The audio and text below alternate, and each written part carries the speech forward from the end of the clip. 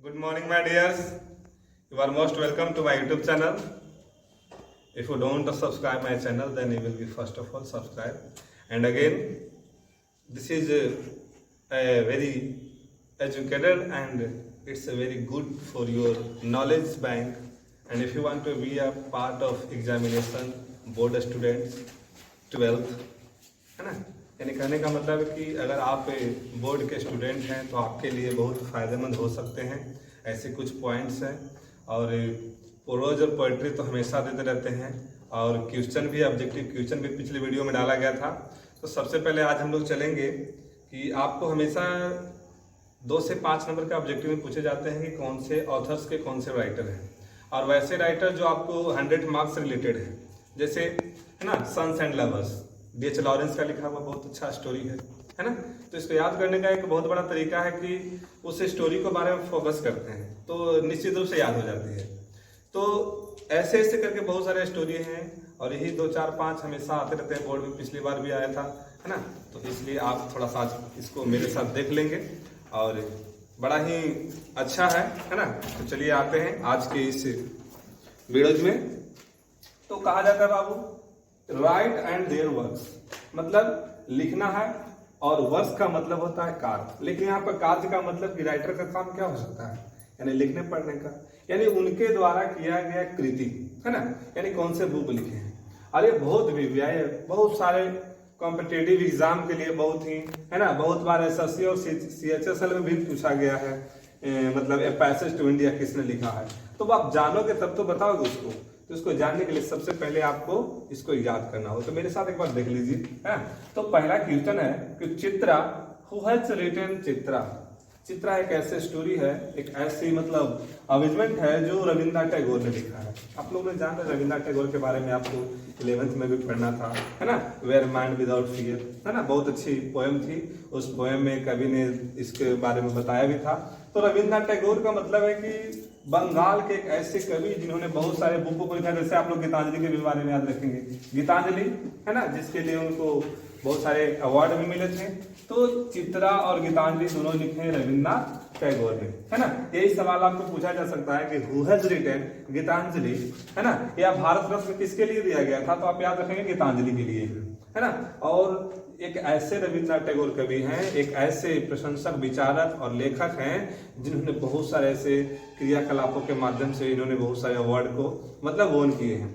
इसके बाद एक तीसरा क्वेश्चन है कि पैसेज टू इंडिया, मतलब इंडिया के लिए एक पैसेज लिखा गया है और उस पैसेज को लिखे E.M. फोस्टर ने। किसने लिखा है? E.M. फोस्टर ने। इस तरह से एक नेक्स्ट है द सेंट्रलवेरी टैबल्स। द सेंट्रलवेरी टैबल्स जो जेफरी चौसर ने लिखा है। आप लोगों को शायद पता होगा कि मॉडर्न इंग्लिश ग्रामर का फादर भी इनको कहा जाता है ना, जेफरी चौसर को।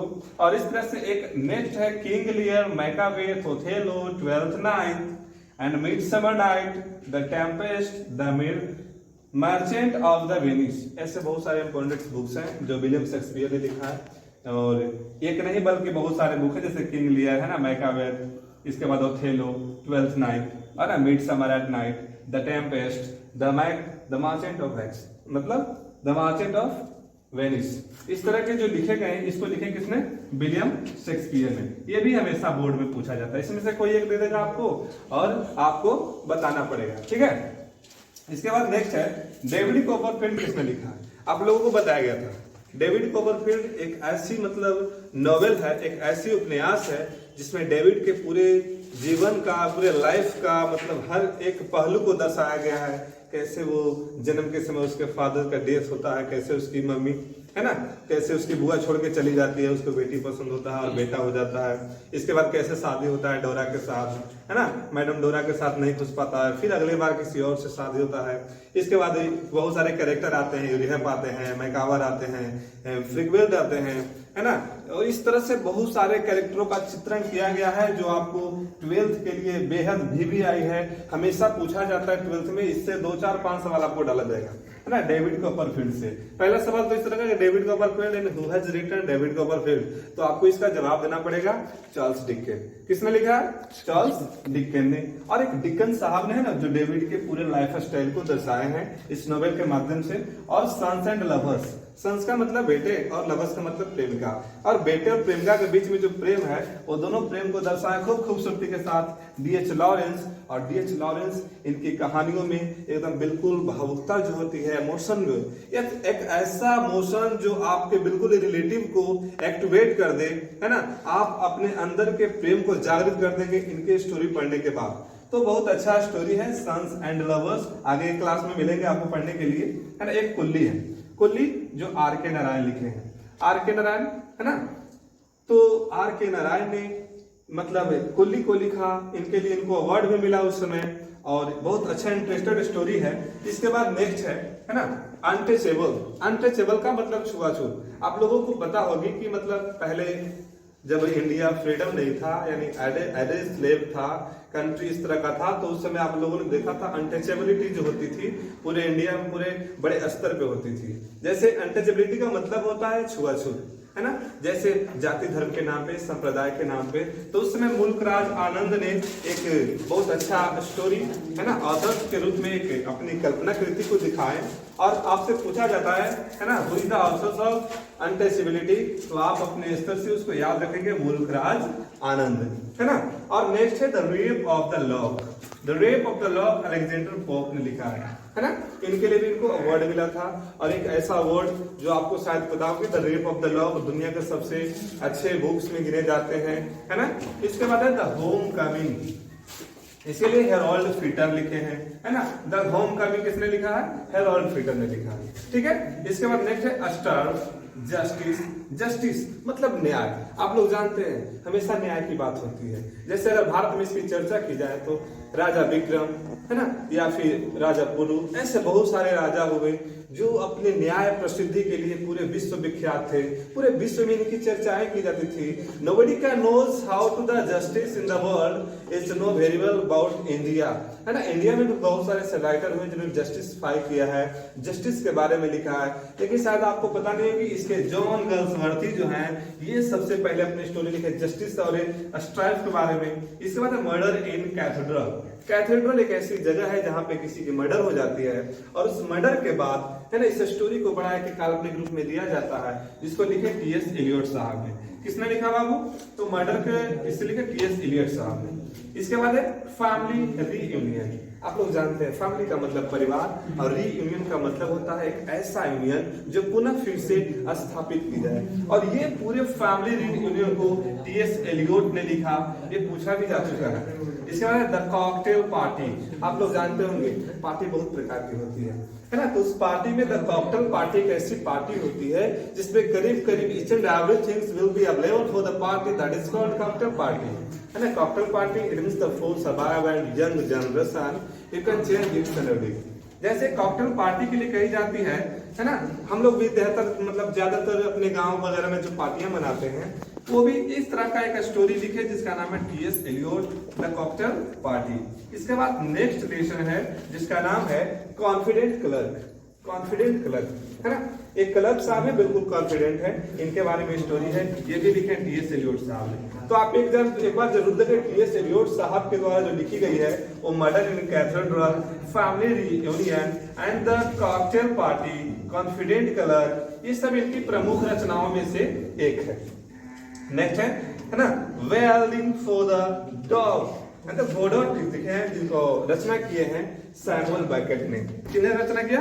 सैमुअल बैकेट ने। इसके बाद है विडोवर्स हाउस। विडोवर्स का मतलब आप लोग जानते हैं, विडो मींस विधवा, और विडोवर मींस एक ऐसे मतलब जिनके, है ना, the person whose died has been dead, so the person whose wife has been dead, the person whose husband is dead, वैसे व्यक्ति को विडोवर कहा जाता है। और विधवा के लिए एक ऐसा घर होता है, इस पे एक स्टोरी दिखा दिया गया, है ना। उस स्टोरी को बड़ा ढंग से सजाया जॉन वर्नार्ड शाह ने। किसने? जॉन वर्नार्ड शाह ने।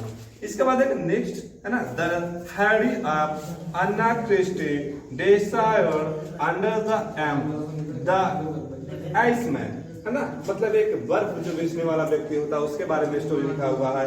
अंडर द एपेम्स लिखा हुआ है, क्रिस्टी डेसर्ट लिखा हुआ है, द हैरी एप अन्ना लिखा हुआ है। ये चार स्टोरी जो है ये लिखे हैं ओ नेल।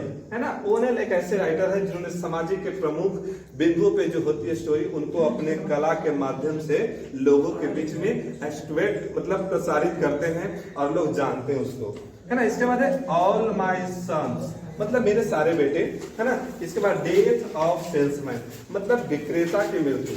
एक बेचने वाला होता है कोई, उसकी मृत्यु हो जाती है, उस पर भी स्टोरी लिख जाता है। और इस सब स्टोरी को आर्थर मिलर ने लिखा है। किसने लिखा है? आर्थर मिलर ने। एक बड़ा इंपॉर्टेंट है द राइवल्स, इसको लिखे शेरिडन ने। किसने? शेरिडन ने। एक आप लोगों ने नाम सुना होगा हैमलेट का, इस पे मूवी भी बनी गई थी, है ना। विलियम शेक्सपियर का बहुत अच्छा एक स्टोरी था जिसपे फिल्म भी बनाई गई, हैदर, आप लोगों को शायद पता होगी, बहुत अच्छा एक्टिंग था। और इस तरह से हम लोगों ने इस बुक को ऐसे याद कर लेंगे ना, जो आपके आने वाले 12th के लिए या किसी तरह का एग्जाम के लिए 2-4 नंबर की, है ना, आपको छूट न जाए। इसके बाद कुछ आपका फ्रेजल वर्ब है, इसको भी थोड़ा देख लेंगे, है ना। जैसे पास ओवर, पास ओवर का मतलब होता है अनदेखा करना। जैसे hedge pass over with me, है ना, वो मुझे अनदेखा देकर चला गया, मतलब मुझे देखा नहीं। ऐसी स्थिति में पास ओवर फ्रेज, है ना, ओवर एक मतलब प्रीपोजिशन लगा और पास एक वर्ब था जिसमें मिलकर बन गया अनदेखा करना। इसके बाद पे बैक, पे का मतलब भुगतान करना, बैक मतलब पीछे, लेकिन इसका अगर दोनों मिलेगा तो पैसा लौटाना। जैसे आई डिड नॉट पे बैक योर मनी, मैं आपका पैसा नहीं लौटाऊंगा। ऐसे स्थिति में पे बैक एक नया फ्रेजल वर्ब बनता है जिसको पैसा लौटाना कहते हैं। इसके बाद पे ऑफ, पे ऑफ का मतलब होता है भुगतान करना, है ना। पे ऑफ करते हैं ना, कहीं पे जाते हैं hotel restaurant, when you go to hotel then you will be eat everything and you will be pay off that money, that is called pay off, है ना। इसके बाद होता है फेज आउट। फेज आउट का मतलब होता है समाप्त करना।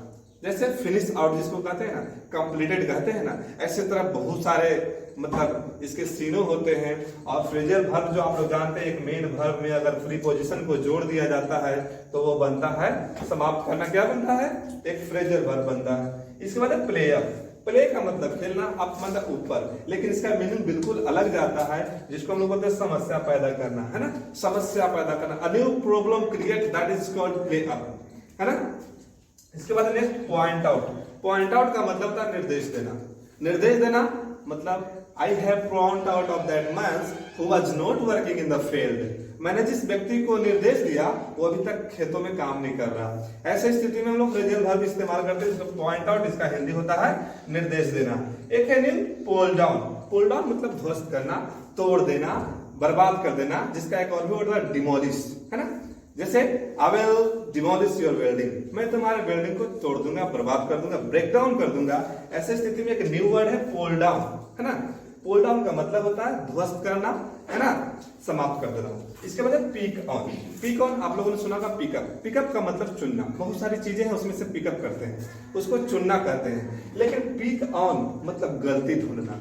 जैसे she is pick on with my life, वह मेरे जीवन की गलतियां ढूंढती है ना। मेरे जीवन में कौन सी गलती है जो ब्रेक डाउन कर दे। तो इस तरह के वीडियो आप हमारे वीडियो को जरूर देखें, लाइक करें। धन्यवाद।